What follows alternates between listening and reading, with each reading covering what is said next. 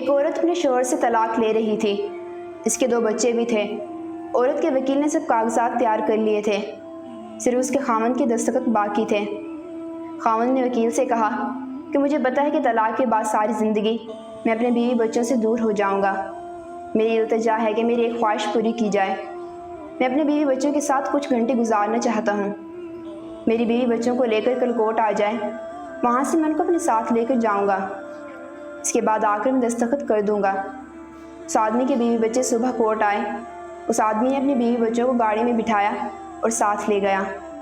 چھوٹا بیٹا کہنے لگا کہ ابو مجھے امی کے ساتھ بیٹھنا ہے۔ بیٹی کہنے لگی کہ ابو مجھے آئس کریم کھانی ہے۔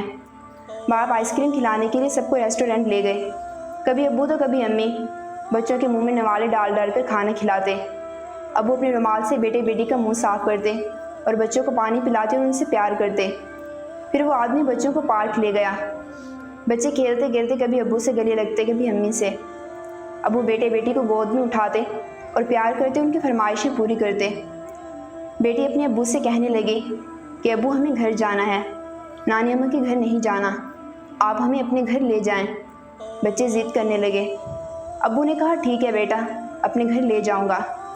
بیٹے نے اپنے ابو سے کہا کہ ہماری گاڑی خوبصورت ہے لیکن آپ گاڑی تیز نہیں چلاتے۔ ابو میں بڑا ہو کر تیز گاڑی چلاؤں گا۔ اس کے ابو کی آنکھوں میں آنسو آ گئے اور ابو نے بیٹے سے کہا کہ جب بڑے ہو جاؤ تو گاڑی چلا لینا۔ کافی وقت نکل چکا تھا۔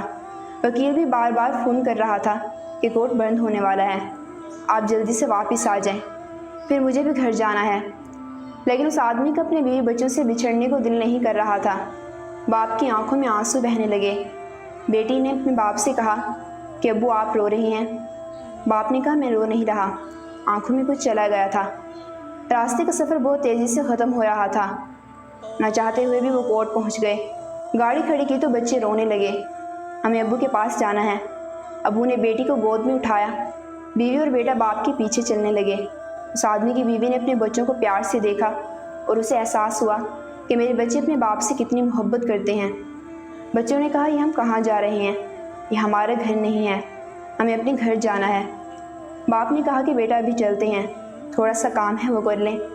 وکیل کے کمرے میں پہنچتے ہی وکیل نے کاغذات پر دستخط کرنے کو کہا، جس پر بیوی نے وکیل سے کہا مجھے اپنے شوہر سے طلاق نہیں چاہیے، میں اپنا کیس واپس لیتی ہوں۔